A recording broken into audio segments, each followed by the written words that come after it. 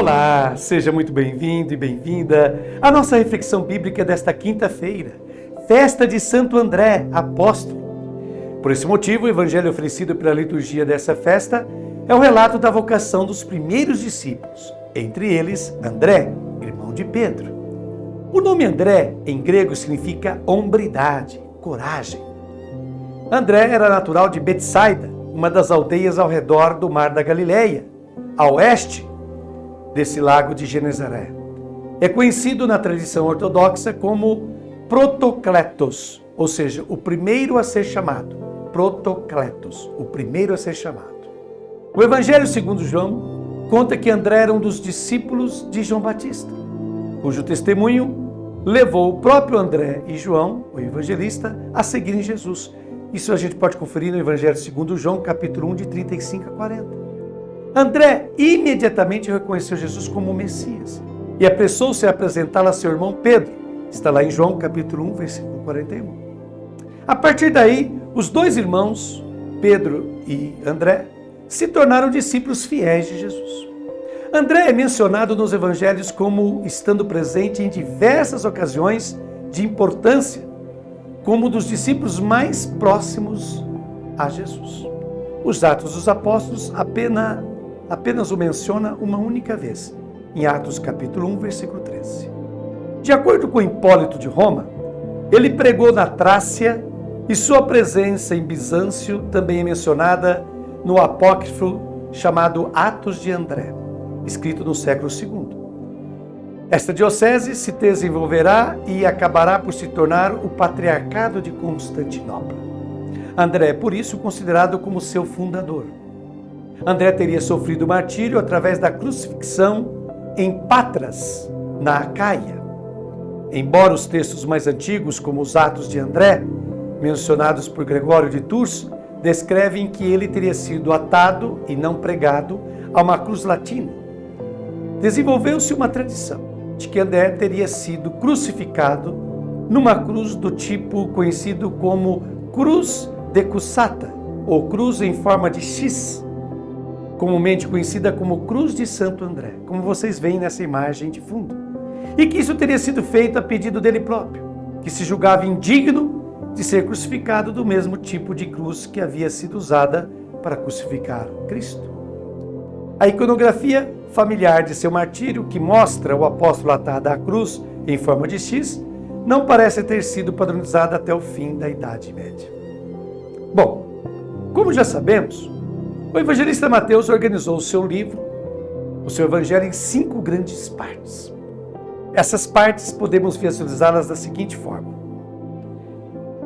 Como está nesta imagem, antes do primeiro sermão ou discurso de Jesus, que são os capítulos de 5 a 7, há uma parte narrativa, que compreende o capítulo 3, versículo 1, até o capítulo 4, versículo 25. O texto da liturgia de hoje encontra-se nessa parte narrativa.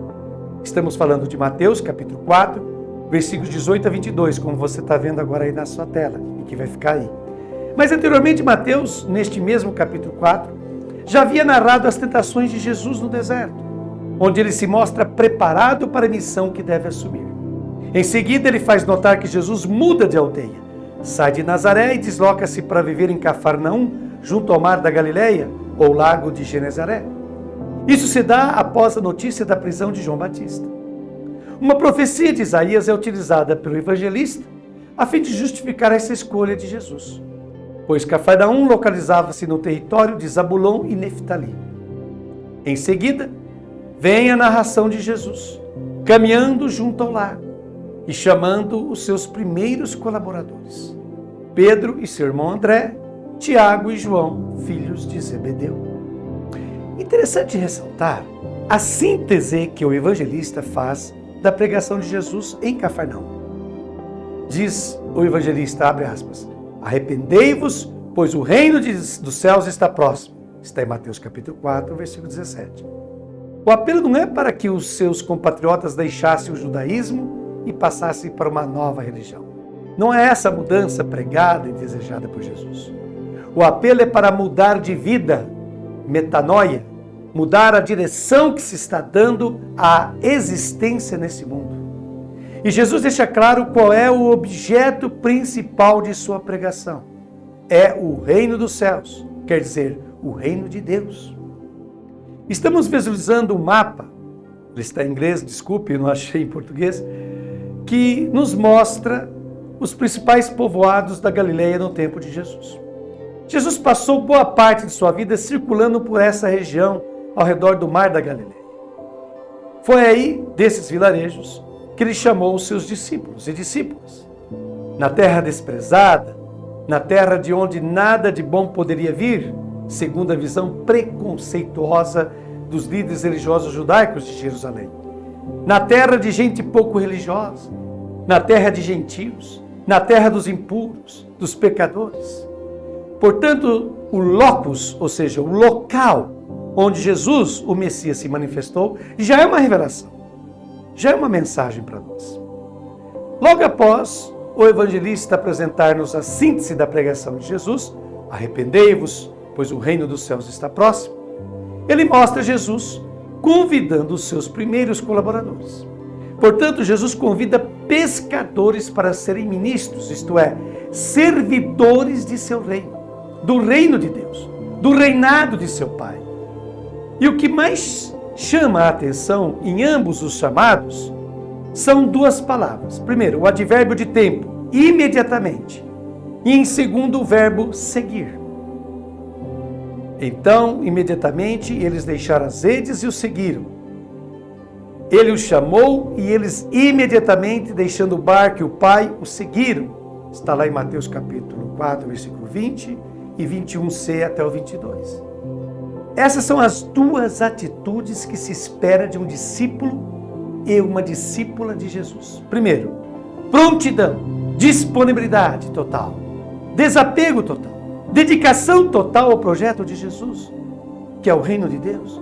É isso que representa o advérbio imediatamente, presente em ambos os chamados. Segundo, seguimento, ou seja, aprendizado. Seguir significa ir atrás de alguém. Era a atitude típica de discípulo, de aluno, dos mestres judaicos e dos filósofos daquela época antiga. Para ser discípulo de Jesus, deve-se estar disposto a aprender, a não deixar que nossas próprias ideias, projetos e paixões se sobreponham àquelas de nosso Mestre e Senhor Jesus Cristo.